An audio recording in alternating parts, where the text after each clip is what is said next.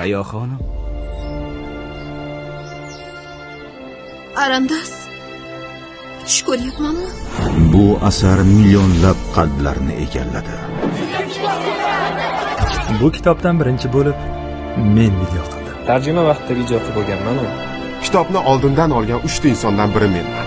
Qani, o'qib chiqamiz. Hayotda malinali muzqaymoqdan ham shirin narsalar bor.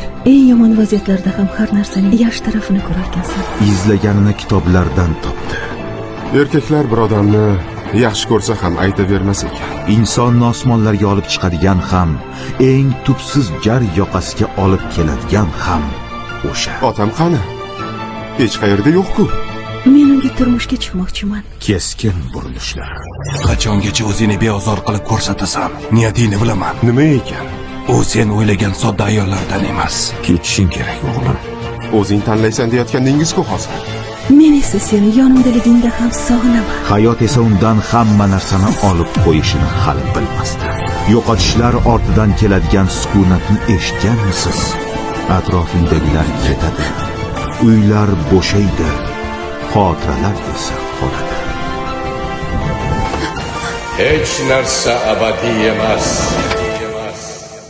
Bo'la qol. Seni hamma kutyapti. Hozir Arandas. Kechki qolmagan.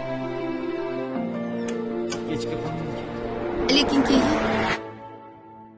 keyin ikkinchi yarmimni ruhimning egzagi bo'lgan hayolimga keltirganda qalbim yorishib, ko'nglim taskin topadigan aziz umr yo'ldoshimni Arandasni uchratdim.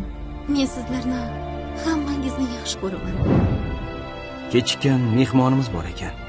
Seni tabriklamoqchi. Kim ekan u? Nevaragina.